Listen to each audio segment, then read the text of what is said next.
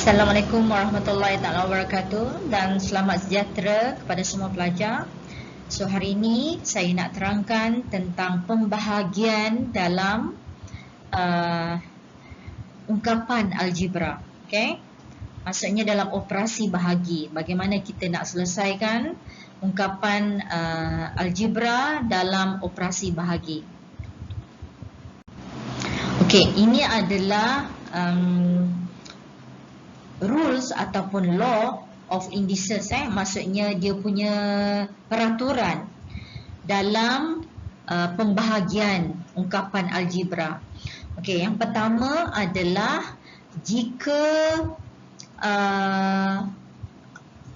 pembahagian A kuasa M bahagikan dengan A kuasa N dengan nilai A yang sama, so kita akan tolak dia punya power.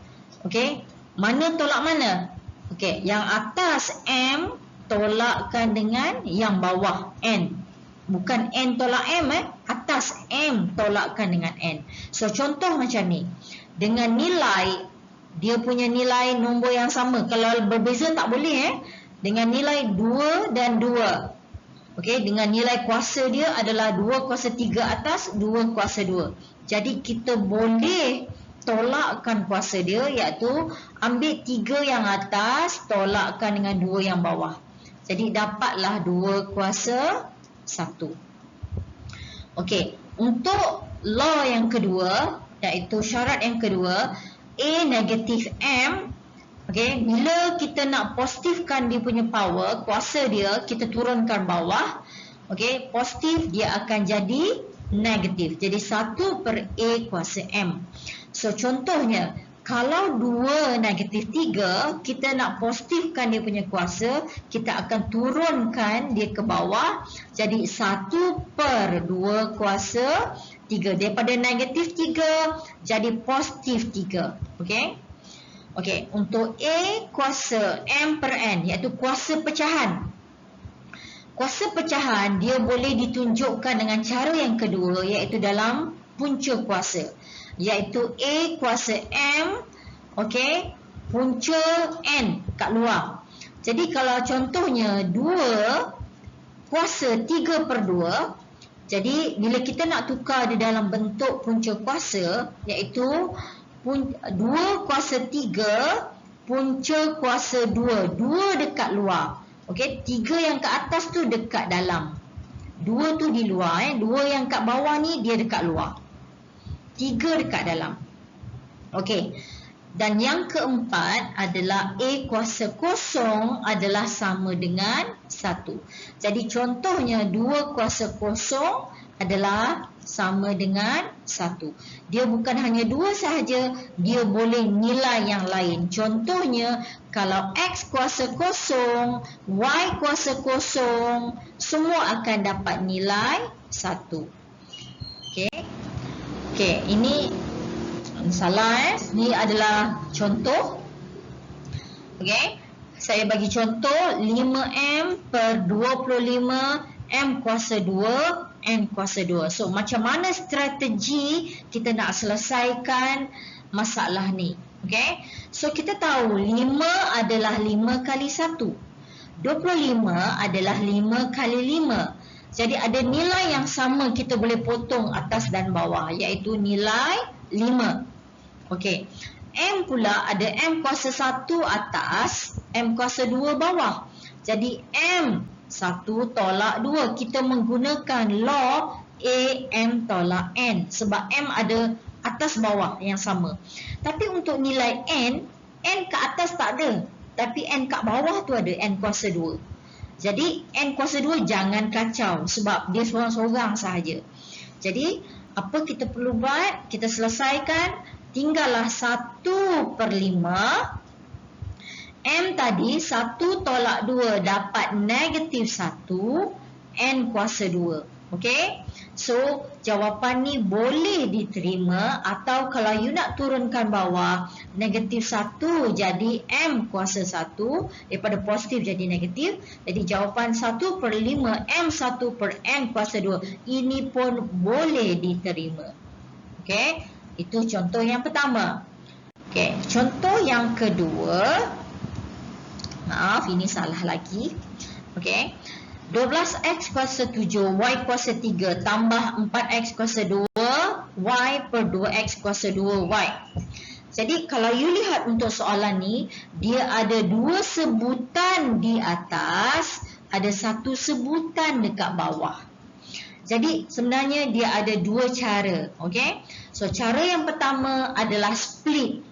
Macam mana kita nak split? Kita pecah kepada dua. Okay? Kita pecah kepada dua, di mana dia dipisahkan dengan operasi tambah dekat sini, yang mana sebutan di bawah tu adalah dipunyai oleh dua-dua bahagian, sebutan pertama dan sebutan kedua. Jadi apabila kita pecah sebutan yang pertama, kita dapati dapat 12x kuasa 7 y kuasa 3 per 2x kuasa 2 per y. Itu adalah sebutan pertama. Sebutan yang kedua adalah 4x kuasa 2 per 4x kuasa 2y per 2x kuasa 2y. Jadi ini adalah sebutan kedua. So strategi dia, kita buat satu sebutan. Jadi 12 per 2 sini dapat 6. Sebab tu kat sini dapat 6. X adalah X atas ada, X bawah ada. Kita menggunakan AM tolak N. Okay, kita ambil AM tolak N. Jadi 7 tolak 2. Okay, Y atas ada, Y bawah ada. 3 tolak 1. Okey, itu untuk sebutan yang pertama. Sebutan yang kedua pula, 4 dengan 2. Kita boleh potong, kita dapat nilai 2. Okey, 2 atas, 2 bawah. X kuasa 2 tolak 2 kosong. So, X kuasa kosong. Okey, Y 1 atas, 1 bawah. Y 1 tolak 1. Pun Y kuasa kosong. Okay, jadi dekat sini apabila X sama kuasa kosong, Y kuasa kosong, dia samalah dengan 1. Ini pun sama dengan 1.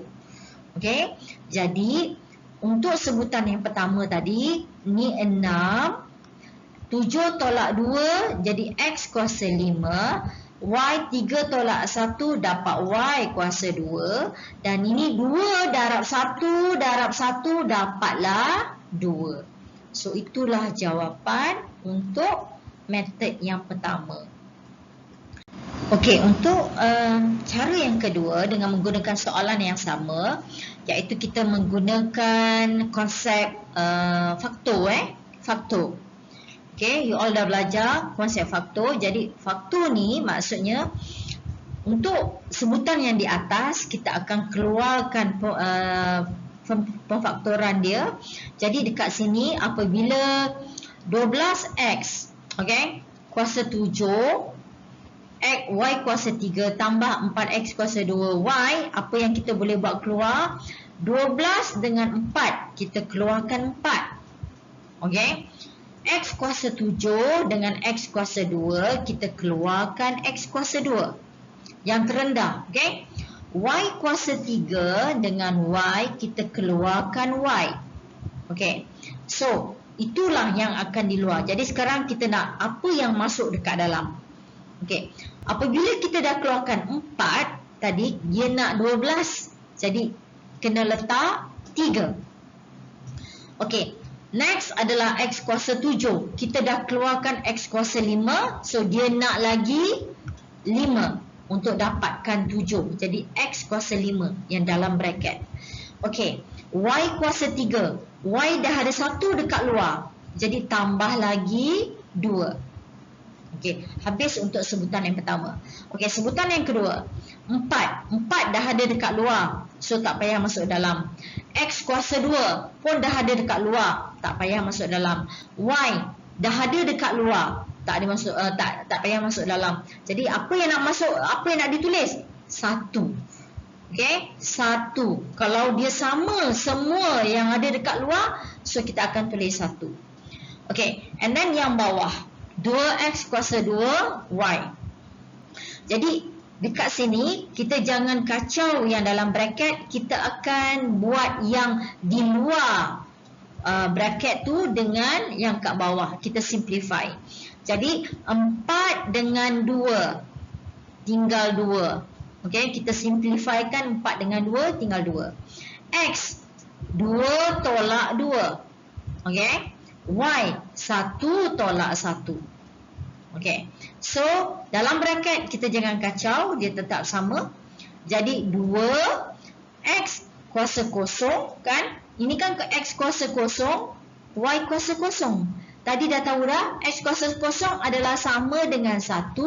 Yang ini pun sama dengan 1. Jadi 2 kali 1 kali 1 sama dengan 2. Dan ini dalam bracket. So ini jawapan dia. Jadi sekarang ni ada 2 method. Satu adalah split dan satu lagi adalah faktor. Jadi you boleh pilih mana satu yang sesuai, yang dan you lebih faham. Janji jawapan yang you bagi adalah betul. Okey. Okey, itu saja untuk pemfaktoran. Saya harap semua pelajar faham dan cuba buat lebih latihan untuk lagi memahami konsep pembahagian untuk ungkapan algebra. Terima kasih.